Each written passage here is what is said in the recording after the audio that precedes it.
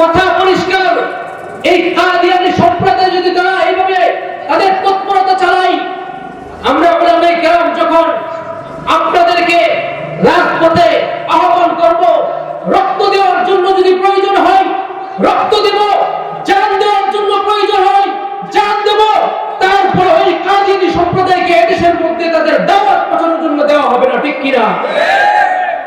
কথা পরিষ্কার, কথা বুঝলেন?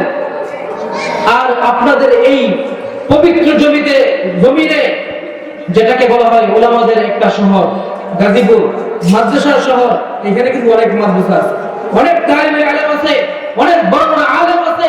আমাদের ছেড়ে কাজ, যাদের পরামর্শে আমরা চলি, তেমন বড় বড় আলেমরাও এই গাজীপুরের মধ্যে আছে।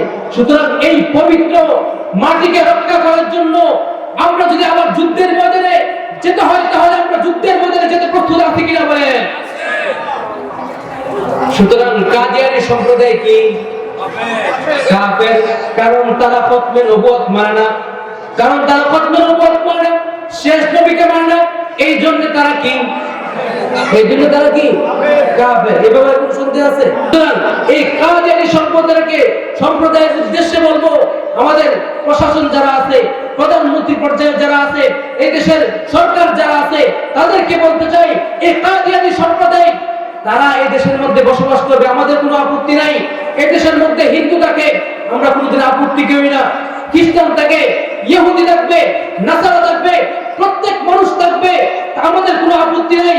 কিন্তু এই কাদিয়ানী সম্প্রদায় আহমদিয়া মুসলিম জামাত হিসাবে এই দেশের মধ্যে বসবাস করবে, এটা তাওহীদি জনতা কখনো মেনে নিতে পারে না, ঠিক কিনা? দেখে তো মনে মানে নেওয়া যায়, মুসলমান মানতে পারে। এই কাদিয়ানী সম্প্রদায় যদি আমাদেরকে ইসলামের দাওয়াত দেয়, তাহলে কি এটা কখনো মানতে পারি? সুতরাং সরকারের কাছে বলতে চাই, এই কাদিয়ানীদের বিরুদ্ধে তারাও এই দেশের মধ্যে বসবাস করুক, তবে তারা মুসলমান হিসেবে না, তারা কাফের হিসেবে এই দেশের মধ্যে বসবাস করবে, আমাদের কোনো আপত্তি নাই, ঠিক কিনা? কথা বুঝে আসছে? সুতরাং আমাদের এখন থেকে স্লোগান হবে কাফের কাফের,